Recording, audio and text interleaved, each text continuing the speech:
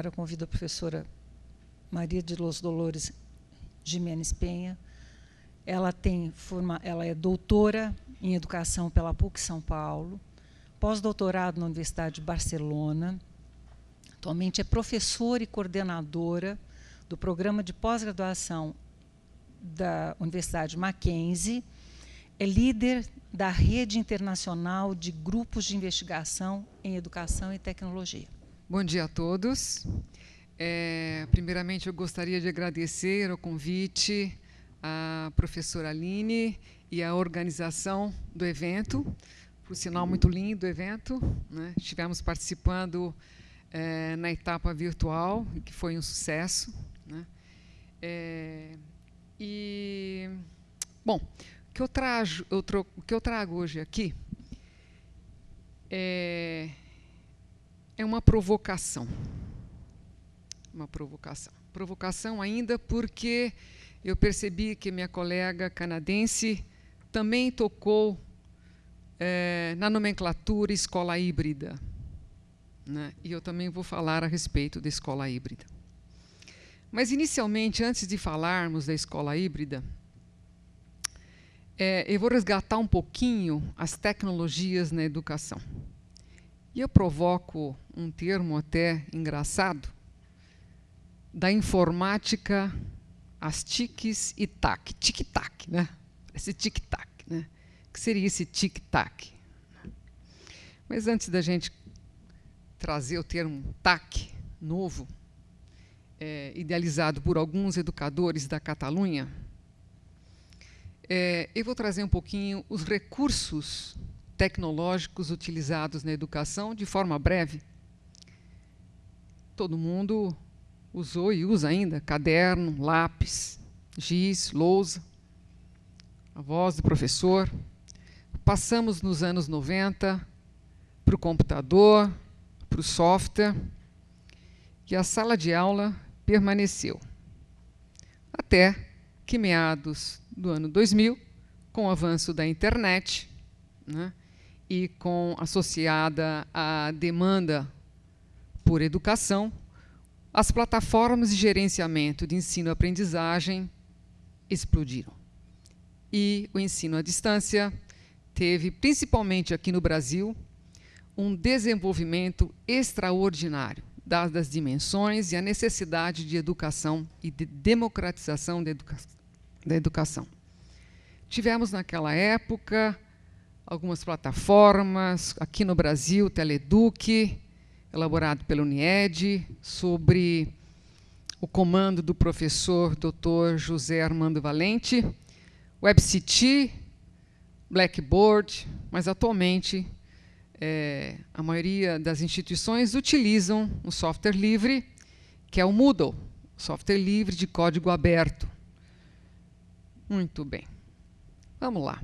Das tecnologias na educação, passamos para os ambientes virtuais de ensino e aprendizagem.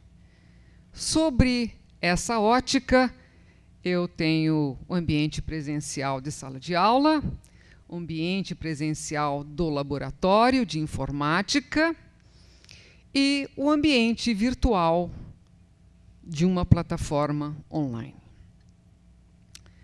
Tanto no presencial, na sala de aula, como no laboratório, nós vemos o professor. Só que no laboratório, via de regra, não está o professor, né? Está o técnico ainda, né?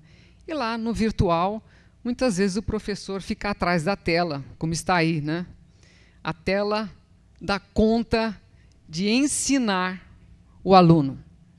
E nisso nós tivemos, né, uma grande questão aí. O que mudou? O que mudou no ensino com a plataforma?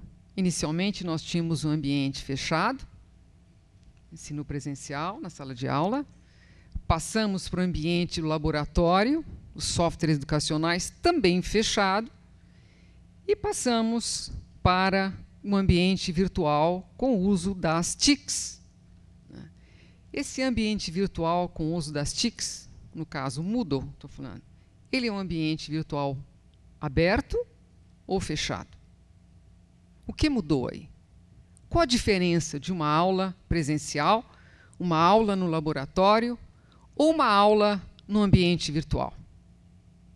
Qual o papel do professor aí? Uma grande interrogação. E esse termo TIC para TAC, eu vou trazer um pouquinho, antes de falar de TACs, um pouquinho a evolução da web. Só como eu sou professora, fui professora de didática há muitos anos, a gente tem mania de fazer tudo didaticamente. Etapas, né? Da web 1, de uma internet onde o usuário é absolutamente passivo, nós simplesmente reextraímos as informações da web, passamos para a web 2.0, uma web social, uma web semântica, uma web dinâmica, participativa e colaborativa. Haja visto as redes sociais. Os usuários são protagonistas. Então, a rede, a internet, deixa de ser, né, um grande meio de divulgação e repositório para se transformar numa plataforma de criação de conteúdos, reutilização, compartilhamento e colaboração. Temos aí os ambientes virtuais de aprendizagem. Eu não estou dizendo ambientes virtuais de ensino e aprendizagem. Não estou dizendo AVEA, estou dizendo AVA, ambientes virtuais de aprendizagem, onde os usuários, independente de haver uma instituição por trás, podem aprender uns com os outros. Eu posso entrar em blogs, eu posso entrar em wikis, eu posso entrar em diferentes comunidades virtuais de aprendizagem e aprender em colaboração. Eu tenho Facebook, o Twitter, YouTube. O YouTube, nós temos os REAs, Recursos Educacionais Abertos, maravilhosos. Instituições que estão oferecendo, disponibilizando os seus conteúdos, cursos inteiros, professores que estão disponibilizando suas aulas no YouTube. Eu tenho YouTube School, YouTube Teacher, eu tenho iTunes U. Meu Deus, o que nós estamos utilizando no ensino à distância? Estamos utilizando as TICs e a grande provocação é passar das TICs, das tecnologias da informação e da comunicação, assim denominadas pelo pessoal da comunicação, a se transformarem em tecnologias para a aprendizagem e para o conhecimento. Esse é o grande desafio que nós, educadores, enfrentamos hoje. Essas TACs foram denominadas pela Haig, Lozano, Roser. Muito interessante, quando eu me deparei com esse termo, eu fiquei absolutamente deslumbrada. É verdade, até agora nós estamos utilizando as tecnologias da informação e da comunicação para disponibilizar informação. O que nós fazemos no Moodle? O Moodle, e-learning, muitas vezes é um e-reader, né? O sujeito baixa, PDF, disponibiliza a atividade que o professor mandou, abre-se um fórum, para não dizer que não há interação, não é? Mas, na verdade, será que os professores, esses professores que lidam com tecnologia, a maioria que está aqui presente, realmente conhece a potencialidade das tecnologias da informação e da comunicação? Será que porque só ele entra no Moodle já é o suficiente para dizer: nossa, eu sou professor de educação à distância, eu estou utilizando as tecnologias da informação e comunicação? Gente, transcender a alfabetização digital para o letramento digital é o grande desafio. E o grande desafio com toda a infinidade de dispositivos midiáticos que nós encontramos hoje na internet, na Web 2.0, que alguns dizem Web 3.0, Web 4.0. A necessidade de desenvolver uma competência digital. E essa competência digital abrange o ponto de vista cultural, tecnológico instrumental, sim. Sim. Nós, educadores, quando ouvimos a palavra instrumental, nossa! Gente, se nós não sabemos disponibilizar uma webquest, se nós não sabemos elaborar uma wiki, se nós não sabemos montar um blog, como é que a gente vai saber lidar com isso? A gente só inova se a gente conhece. Se a gente não conhece, a gente não inova. Trata-se de aprender sobre a tecnologia e não apenas aprender a tecnologia. E aqui eu vou passar para a escola híbrida. Eu desenvolvi, junto com a professora a doutora Sônia Alegretti, para o último encontro que nós tivemos lá em Barcelona, do qual a professora Aline também participou, encontro do REGIET, dessa rede internacional de grupos de investigação e educação em tecnologia, um texto denominado Escola Híbrida, aluno imersivo, sala de aula mediatizada, aluno imersivo, e do qual extraio algumas ideias. O que eu concebo por escola híbrida? Infelizmente, eu cheguei um pouco tarde, eu não ouvi a minha colega apresentar a fala dela, o colóquio dela. Eu tive acesso a alguns slides dela, mas eu concebo ainda um pouco diferente escola híbrida do que ela trouxe. O que eu concebo escola híbrida? Primeiro, a escola híbrida possui entorno físico e virtual determinado. Mas essa escola ela se expande a partir do momento em que o mundo virtual, não o mundo virtual Moodle só, estou dizendo do Moodle, estou dizendo da sala de aula. Essas TACs passam a fazer parte integrante do ambiente de aula, rompendo com a aula convencional. Os professores e alunos extraem dos ambientes virtuais, dispositivos midiáticos, né, toda a sua potencialidade. E esses dispositivos midiáticos são utilizados na sala de aula, seja ela a sala de aula virtual, seja ela a sala de aula presencial. Por que não trabalhar com o aluno? Por que dar tudo? Por que disponibilizar absolutamente tudo? Por que não... Essa escola, esse professor pesquisador, esse aluno ativo, propalado desde os anos 40, com a Escola Nova, Nísio Teixeira, nunca nós tivemos tanta oportunidade de trazer à baila, realmente, com essas tecnologias, esse aluno ativo. A sala de aula, a minha primeira formação é biologia, sou bióloga. E é lógico, sempre faço uma comparação com a biologia, né? E aí eu percebo o seguinte, eu faço uma comparação com a biologia. Sala de aula, as paredes da escola são como células, né? As paredes das células são permeáveis, né? Deixar, né, que as paredes da sala de aula, né, sejam permeáveis, né? Adentrar novos conhecimentos, né, para garantir a sobrevivência. Nossos alunos não aguentam mais. Paredes de sala de aula, estou dizendo os muros do Moodle.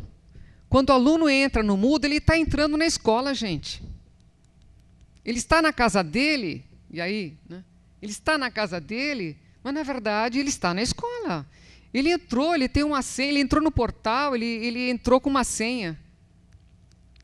Deixar, né, que esse ambiente virtual, né, seja permeado, né, pelos dispositivos de fora, pelas possibilidades, né? É ter um novo olhar educacional, teórico-educacional, para os ambientes virtuais. Utilizar mesmo as teorias construtivistas e, por que não, o conectivismo, idealizado por George Simmons e Stephen, em 2006. A aprendizagem não está só no sujeito, está nas conexões, está na rede. Educação e aprendizagem em colaboração que pode ser realizada fora dos muros da escola, vai ao encontro de um novo contexto sociocultural, onde se define o como aprendemos socialmente. E onde aprendemos? Aprendemos na rede. As TICs proporcionaram novos ambientes de aprendizagem e contextos que multiplicaram as possibilidades do aluno do trabalho colaborativo em grupo. O papel do professor aí e do aluno, ambos são pesquisadores. E aí eu teria N experiências para trazer para vocês, né? Estou participando de um projeto de implementação das tecnologias em sala de aula, numa rede de ensino, porque, pasmem, os alunos já estão com as TICs na sala de aula, entram pela porta com os seus iPhones, entram pela porta, não sei se tablets, né, porque ainda a condição monetária, né, infelizmente não permite.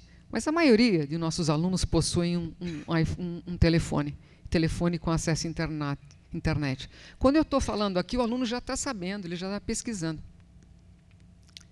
Então, é impressionante que nós teremos aí, né, na sala de aula, o governo vai derramar na sala de aula mais de 500 mil tablets. Como é que esses professores vão trabalhar, né, com esses tablets, né? Então, é um papel extremamente importante a ser repensado, né? Eu digo que o papel do professor, nesse novo contexto, nessa escola híbrida, além de ser um mediador, será um curador dos conteúdos. Ele selecionará os conteúdos investigados pelos grupos de alunos, fará um mapa conceitual, discutirá o mapa conceitual com seus alunos, e a ele caberá a síntese dessa aula, né? O papel do aluno: pesquisará conteúdos e conhecimento sobre a temática que o professor está desenvolvendo. Ele vai compartilhar o mesmo na sua aula, com os colegas, com o professor, e aí sim, dá realmente para desenvolver uma relação reflexiva entre a pesquisa que está sendo feita, a proposta de ensino e a construção do conhecimento. Como conclusão, não é conclusão, né? Terminar agora, que é um grande desafio. Ao professor caberá despertar o espírito investigativo de seus alunos, porque tecnologia eles estão careca de saber. Eles não sabem que a tecnologia pode ser utilizada para a aprendizagem. Caberá também, né, ao professor, e eu acho muito interessante isso, a curadoria dos conteúdos. Até então nós falamos do professor prático reflexivo, professor pesquisador, hoje nós chamamos de a curadoria. Esse professor tem que ser um curador.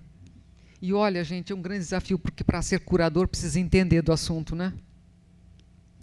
A aula será sem fronteiras e o contexto convidará, de fato, esse aluno a passar de mero espectador a ser um aprendiz imersivo.